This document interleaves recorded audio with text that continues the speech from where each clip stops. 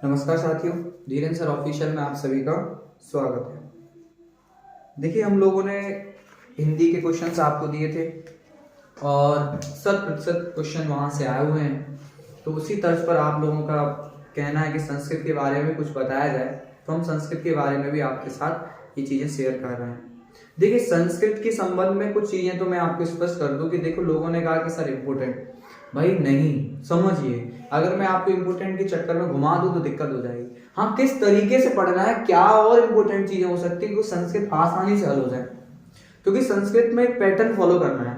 हम लोग क्या करते हैं, शुरुआत से पढ़ना शुरू कर देते हैं, चैप्टर्स पढ़ना शुरू कर देते हैं, वहां दिक्कत हो जाती है, क्योंकि हमें ऐसे वीडियोस पहले कवर करने हैं जहां से जल्दी चीजें कवर हो जाए और हमारे दिमाग में एक ऐसा प्रेशर ना पॉइंट पिन ना हो कि यार कुछ छूट रहा है, और वो बहुत अच्छे से चीजें हल हो जाए, क्योंकि एक स्ट्रेटेजी बहुत जरूरी है संस्कृत में। मैं सारी चीजें जिस तरीके से फॉलो करके बताऊंगा, ये भी बताऊंगा कि कहां से चीजें करनी है, आगे ये भी बताऊंगा कि हम कहां से चीजें पढ़ें, क्या चीजें करें, वो सारी बातें बताने वाला हूँ। देखिए, टू द पॉइंट बात करेंगे, कोई ऐसी मतलब ये नहीं कि बहकावे की बात हो कि यार ये नहीं वो नहीं, सारी चीजें स्पष्ट होनी चाहिए, नुकसान नहीं होना चाहिए एक छात्र का। देखो भाई, हमने संस्कृत की तैयारी को जो है अभी से भी कर सकते हो आप, मैं कह रहा हूं कुछ नहीं बिगड़ा है, कोई दिक्कत नहीं है। संस्कृत की तैयारी को लगभग 5 फेजेस में बांट दिया है।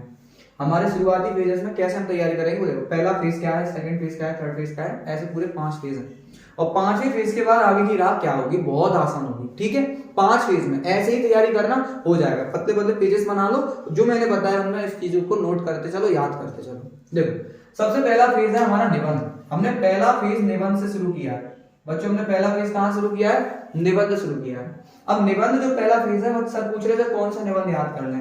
मैंने कहा कालिदास कर लो, संस्कृत भाषा का महत्व कर लो, अस्माकम देश कर लो, 3 काफी है। अगर ऐसा लग रहा है कि नहीं सर हमने और करना है, कोई हमें दिक्कत ना हो जाए, तो हम सदाचार पर भी जा सकते हैं कि सदाचार भी कर लो। पॉइंट वाइज याद कर लेना, 10 पॉइंट याद कर लेना, काफी हो जाता है। ठीक है, और इसमें संस्कृत में थोड़ा रिटेन पर काम करना है, याद रखना, क्योंकि थोड़ा सा लिखने का काम जरूरी है, क्योंकि गलतियां होती हैं। तो मैं इतनी बात तो आपको समझा पा रहा हूं कि करना क्या है। अब पत्र, अगला हमारा सेकंड फेज, हम किस पर जाएंगे, पत्र पर जाएंगे। ये आपको करना है अच्छे से, पत्र पर जाएंगे। पत्र में मैंने कहा कि अवकाश वाला कर लो, अवकाशार्थनम कर दीजिए, स्थानांतरणम वाला कर लीजिएगा, टीसी वाला कर लीजिएगा, है ना, शुल्क मुक्ति वाला कर लेंगे, शुल्क क्षमा वाला कर लेंगे, और एक जन्म दिवसों कृते यानी जन्म दिवस की बधाई को लेकर करना है। ये 4 मैंने आपको पत्र बताए हैं, शुरुआती 3 बहुत महत्वपूर्ण है, तो आप कर सकते हैं, पत्र कर लीजिए अच्छे से। ठीक है, कोई दिक्कत नहीं। अगर पत्र का फॉर्मेट आपको आता है तो अवकाश और स्थानांतरण जैसे ही अगर आपने उसमें ध्वनि वाला दे दिया, ठीक है, स्वच्छता वाला दे दिया, कह सकते हैं कि देखो हिंदी के पेपर के बाद कुछ ऐसा हो सकता है कि पैटर्न बदले। हिंदी के पेपर ने ये तो बताया कि आपको पढ़ना चाहिए, अच्छा पढ़ना पड़ेगा। ठीक है, वैसे ज्यादा कठिन नहीं था, सरल ही था, पर फिर भी पढ़ना पड़ेगा अच्छे से। तो ये मैंने आपको बता दिया, आपको इनसे आपको लेटर का फॉर्मेट क्लियर हो जाएगा। तीसरा फेज हमारा है श्लोक का। तीसरा फेज हमारा क्या है, श्लोक का। आपका जो पार्ट है, चैप्टर है सुभाषतानी, उसमें से कोई 2 श्लोक याद कर लीजिए। मैं कहता हूं 2 या 3 कर लीजिए, जितने जो सरल आपको लगे, जो इसमें इजी दिख रहा हो, वो इजी 2 श्लोक को याद कर लो। ये मैंने उस तरीके से चीजें लिखी है जहां नंबर गेन हो रहे हैं। ठीक है, उस तरीके से श्लोक याद कर लो, तुरंत लिख लो। ठीक है, पतले से पेज बन जाए, 5-6 पेजेस में आपकी पूरी संस्कृत कवर हो जाएगी। आगे फिर हमें जाना है कि पाठगत प्रश्नोत्तराणी, पाठ के प्रश्नोत्तर याद करने हैं। ठीक है ना, एक वाक्य वाले बड़े वाले क्वेश्चंस। अब वो कहां से करने हैं, देखो भाई, मैं आपको सिर्फ 2 रेफरेंस दे रहा हूं, मैं आपको 2 रेफरेंस दे रहा हूं। इन 2 रेफरेंस में मेरा काफी विश्वास है, काफी अच्छा कंटेंट है। एक ये केशव का है, सैंपल पेपर ले सकते हैं, या केशव की आपके पास परीक्षा लोग है तो कोई दिक्कत नहीं है, केशव है ना, सैंपल पेपर काफी बढ़िया है।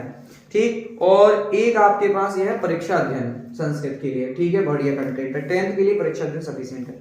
तो ये 2 कंटेंट मैंने आपके लिए बताए। इन 2 कंटेंट में आपके पास कोई भी कंटेंट है तो आप इन दोनों को फॉलो करेंगे।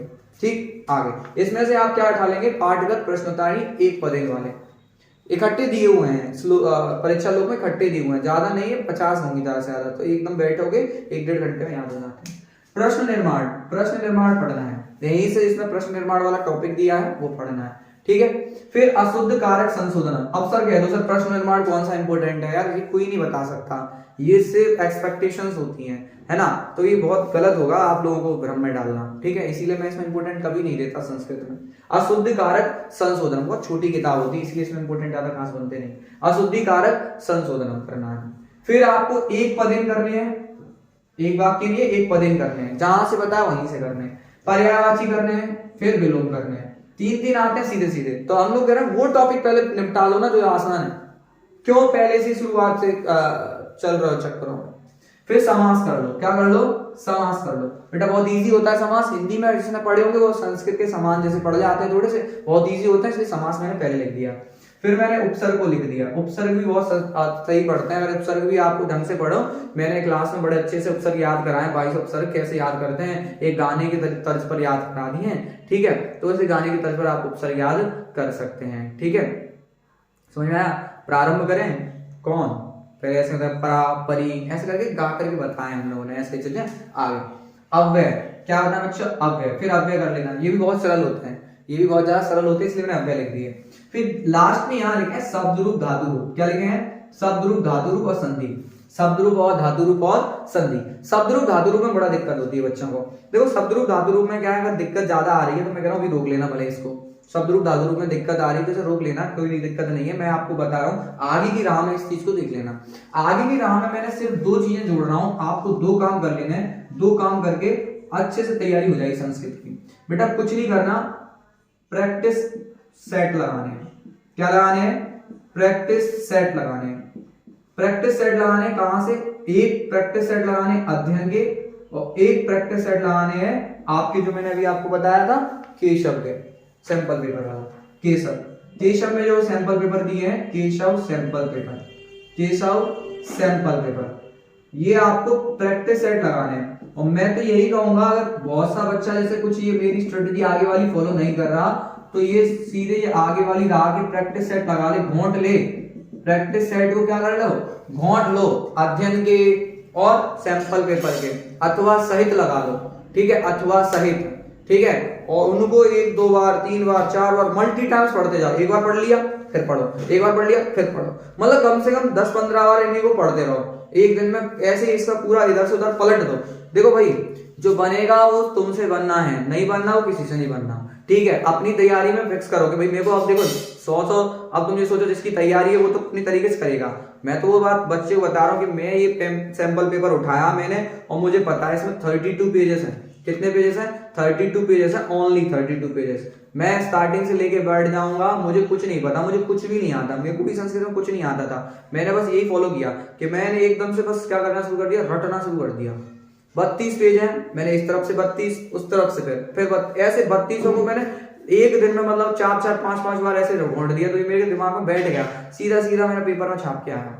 समझ में आया मेरी बात, मैं यही कर रहा हूँ। 32 पेज इसके हैं, इसको लगा लो, और इसके आगे के 4-3 जो सेट है, जो 2 या 3 है जो भी है, उन्हें लगा लो। मैं कह रहा हूँ बस काम हो जाएगा, ठीक है। बनना तो बनेगा, नहीं तो बेटा वो किसी से भी नहीं बनने वाला, इसीलिए कहता हूँ बहुत स्मार्ट वर्क करना चाहिए, ठीक है। कुछ समझ में आया, अच्छा लगा, लाइक वगैरह कर दीजिएगा, है ना। शेयर तो भाई आपकी मर्जी है, करते नहीं हो वैसे तो आप लोग, पर फिर भी अच्छा लगे तो कर दीजिएगा, आगे भी आपके साथ जुड़े रहेंगे, ठीक है। और बताइए कहाँ से ये वीडियो देख रहे हो आप लोग, ठीक है। मिलते हैं फिर नेक्स्ट वीडियो में, तब तक के लिए धन्यवाद।